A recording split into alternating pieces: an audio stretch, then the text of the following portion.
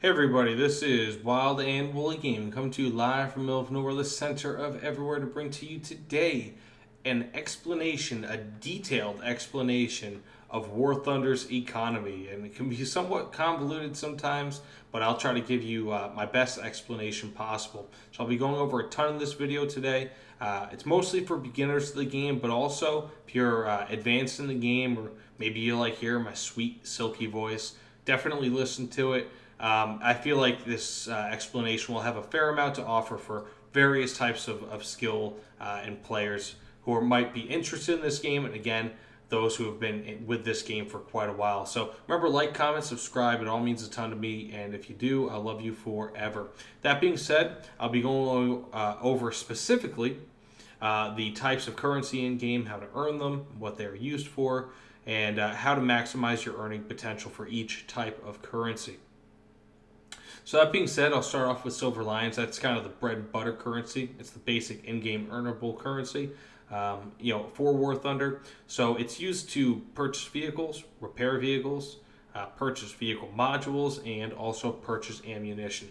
So when you unlock a any module for a vehicle, first you have to use RP, which you can see there on the bottom right of this little pullout.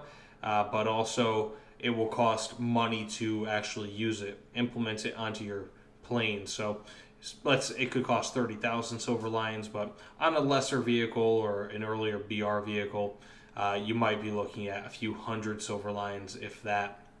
So also ammunition costs extra. So let's say if I wanted to equip 4 AIM-9E missiles, air-to-air missiles, it might cost 80 Silver Lions.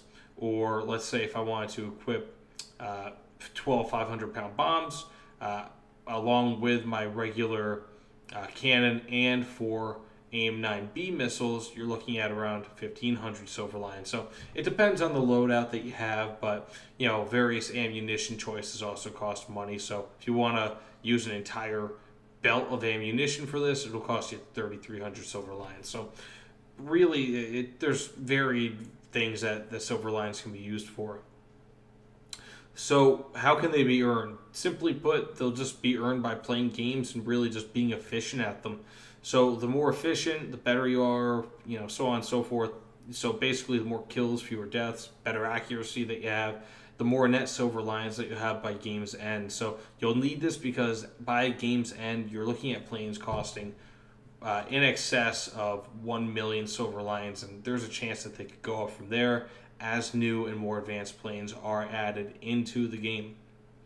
So a good example of earning Silver Lions would be, despite the fact that bombers cost a ton of Silver Lions to repair, probably the best example of costing a ton of Silver Lions to repair would be a B-29. It costs 74,000 Silver Lions to repair. You can also have a ton of upside from it as well. So by using all these bombs and you hit a bunch of bases with them, all of a sudden, you could turn that huge loss, if you don't die, into a huge gain, because each bomb hitting a base, especially once you destroy a base or have a major part in destroying it, you'll get a ton of Silver Lions from it. So these can also be boosted via a percent booster, which you can see down here. And these come in various different types. So this one is a 15% booster. It's valid for 2, or really they all start as being valid for typically around 3 days. And this lasts for 10 missions. So I'll keep that 15% bonus for 10 missions.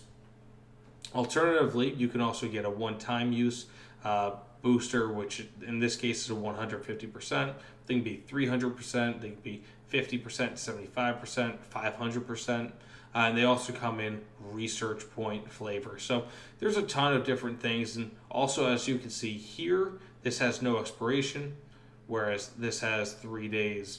And one interesting thing is, regardless of the expiration, so this doesn't have an expiration, as in I could let it sit around here for the rest of eternity.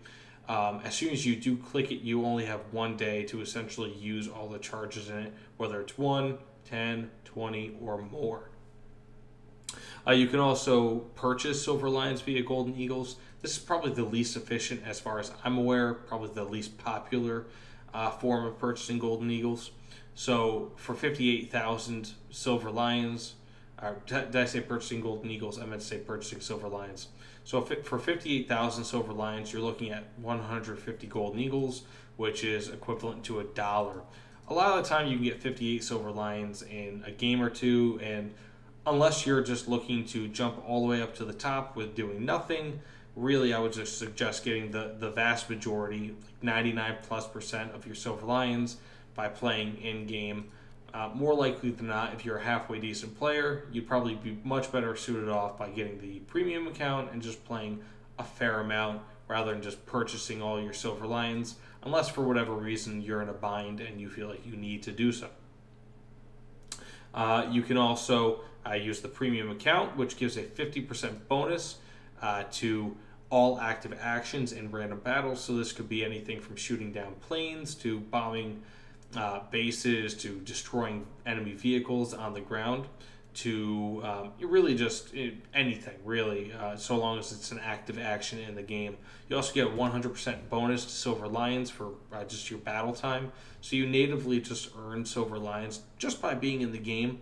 So this gives you a two times bonus just for that. You also get a 50% Silver Lion bonus just for, in any other game mode. So it's a really cool thing, and you get a lot of benefit from it.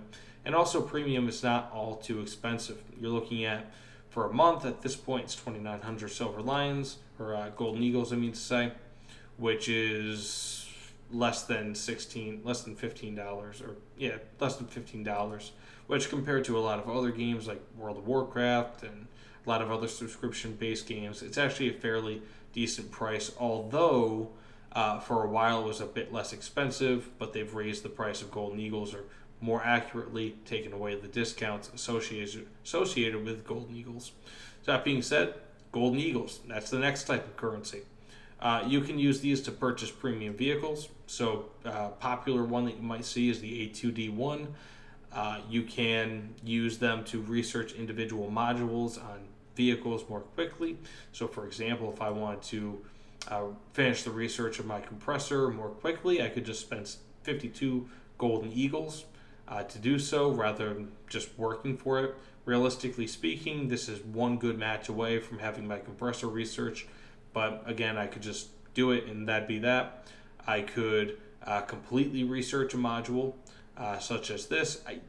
Just keep in mind though that if you're doing that, you can't just skip modules, so I can't just go to the engine or research the gun pods, additional gun pods for this. I have to research these first. So that's an important thing to know, especially if you are looking to purchase, various different modules with Golden Eagles. One other important thing to note is that if you are purchasing planes via Golden Eagles or any vehicles with Golden Eagles, every now and again, and these are rare, there's only a few examples of this in the game, you have to purchase one vehicle to get to the next. So keep that in mind, as with the F-89B Scorpion and the F-89D Scorpion, you have to purchase the B first before you get to the D Scorpion. So that being said, you can also more quickly research vehicles in regular tech tree via free research points. So at this rate, the currency exchange is about 1 Golden Eagle per 45 research points. These research points, and I'll go over how you can earn them in just a moment, but these research points they're basically the same as the blue research points. The only difference is that these kind of get accrued separately, and the only way to use them is by spending Golden Eagles. However, they can be used on any plane or any vehicle in the game so long as it's a researchable vehicle. So I can't, again, just skip down to, let's say, the Javelin FAW Mark 9. I have to unlock the Meteor Mark 3 first. So it's a pretty, you have to kind of know your hierarchy, so to speak, or your, I guess you could say, your progression. Finally, Golden Eagles, and this is, in my opinion, the most important use of Golden Eagles, is purchasing a premium account. So the premium account can be purchased via various different chunks here. So you can get 1 day, 7, all the way up to a year worth of premium time. And there is a discount going on, really more or less continuously. But in my opinion, you should probably wait if you already have premium, just wait until various anniversaries or historical events come around.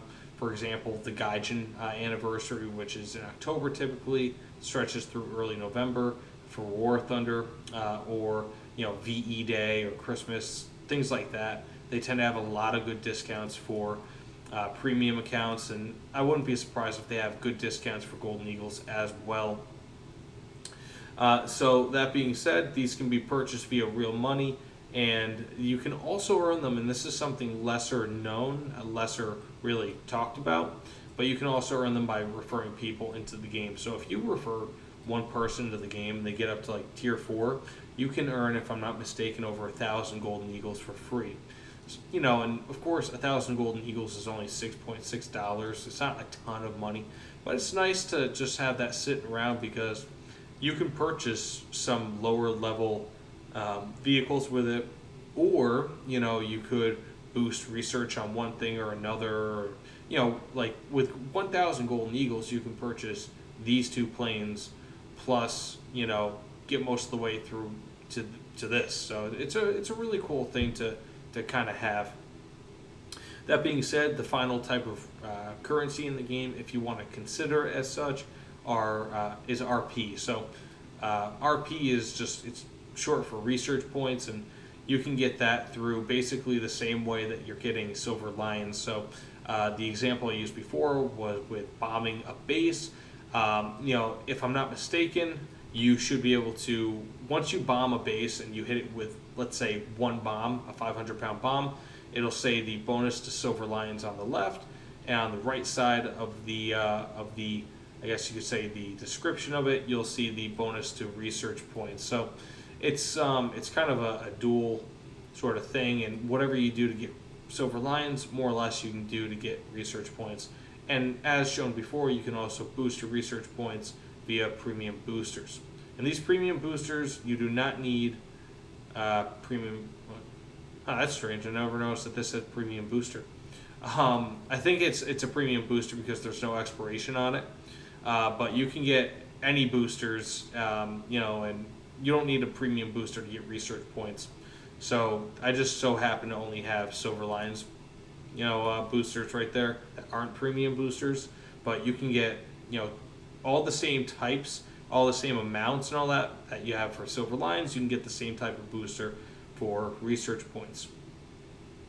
You can use these to research mainline tech tree vehicles for each nation's specific tech trees. So, for example, you can choose to research a tank for the British and barring usage of other types of vehicles. So, popular ones might be using aircraft or helicopters in like a combined warfare sort of role in realistic. You will basically only research the vehicle that you had chosen from that tank tree. So you will, for example, let's again go to the British. If I'm using a British tank, if I'm using these, all I'm going to do is just research this, and if I have any modules I still have to unlock for these, I'll unlock those as well. But insofar as a vehicle is concerned, I'll only unlock this. I can't choose to unlock the FJ4B vicariously through playing British tanks. It just won't happen. Alternatively, the same thing. I can't just go into the Japanese fleet here and then all of a sudden expect to start researching French tanks or French planes. It's just, you have to, whatever you're using to play the game is what sort of vehicle you will, again, unless there's some sort of cross-play involved, that is how you will research. So further, once you research that vehicle, as you use it, you will earn RP for unlocking modules within that vehicle. This RP is totally independent of the RP that you use to unlock vehicles, but is earned in the same way. So it's kind of strange, and this took me a few games to realize how it worked. So if there's any advice that maybe I could give to a new player, it's listen to this. So at the end of any individual match, you'll see on the side here where it'll say, oh, you've earned 3,153 research points, right? And those research points will go towards unlocking your next plane. So you'll get that 3,100, however many research points to unlock this, but individually, you'll also have it put into this. So, that would unlock this, and then, with the leftover research points, I could start unlocking another thing.